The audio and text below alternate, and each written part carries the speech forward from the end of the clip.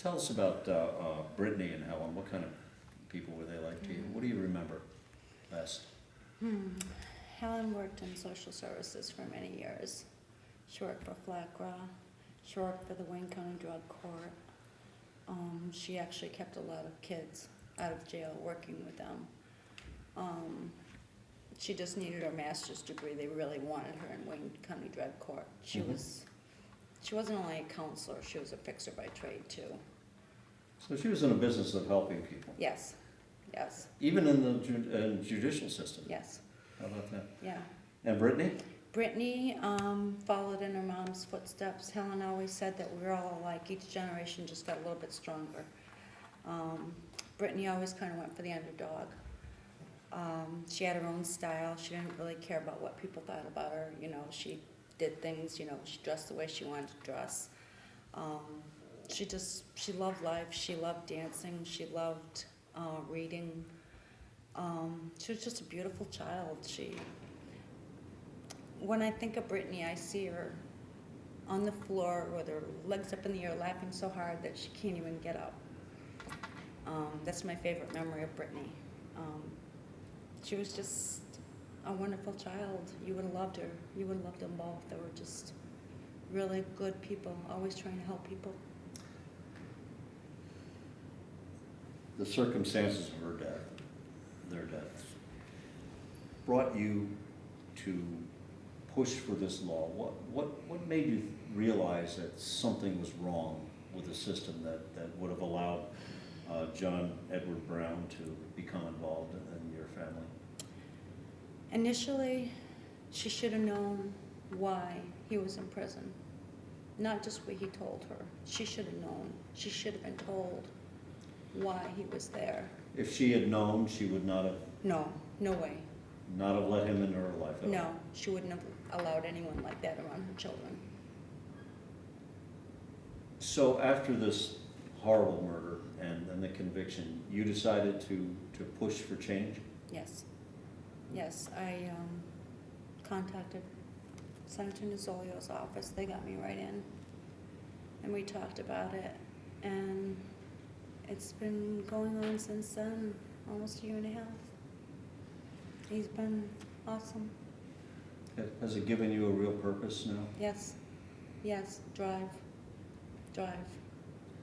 Why? Because they can't, it was so senseless, they shouldn't have died. This should not have happened. Number one, if this law that we're trying to get passed, if these tools had been there for Helen, she would have known who he was, and she never would have gotten involved with him, number one. Number two, he never should have been allowed back in her house. I don't know, maybe he would have killed someone else, I don't know. But their deaths have to be for a reason. There has to be a purpose. It can't be as senseless as it was. Something good has to come out of this, and the laws need to change before someone else dies. Senator, talk about Brittany's law. What is it? What would it do? The best way to stop violent crime is preventing it from happening in the first place. And what our legislation does, Senator Griffo, myself, others are pushing legislation that will establish a registry of those who have committed violent acts. By having this registry, we believe that Helen would have known, would have had the information accessible to her in an easily accessible way that would have prevented this crime from happening in the first place.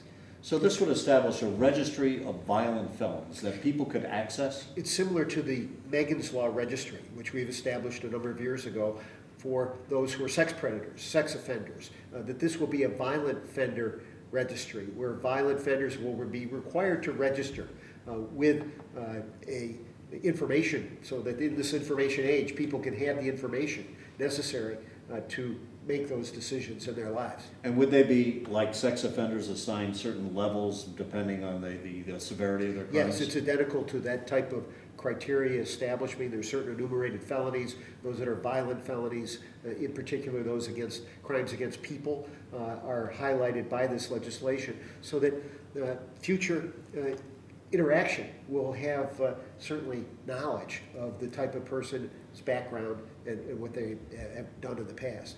How would you answer to those critics who may say that this only extends their sentence beyond what they would have to serve, that this goes beyond what's intended by law? My good friend Dale Driscoll has a life sentence as a crime victim. She has had to endure this pain, this anguish of a double homicide, and will be enduring it for the rest of her life. That we think this is a small element, that you give up that individual personal freedom when in fact you commit a very violent act. It's, you know what it's like in Albany. What do you think the chances of this getting through? Very encouraging that Senator Griffin and I serve on the Victims' Crime and Corrections Committee. I'm chair of the committee. We're working together to make this the best possible law we can make it. That we believe that we're garnering the votes now, and hopefully in the next few weeks we'll be able to enact it from committee and then fight for it to get it enacted by both houses. It has bipartisan support in both houses. We're hopeful that it will be passed this session.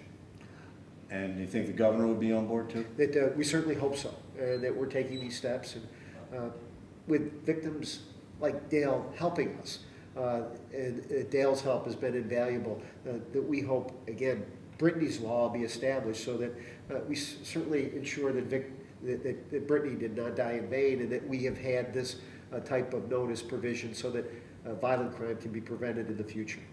Dale, are you willing to go to Albany to lobby on this? Oh, absolutely.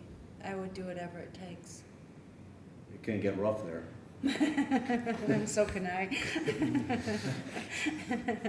Helen used to say, "Don't mess with Mama." Thank you very much. You're welcome. Thank you.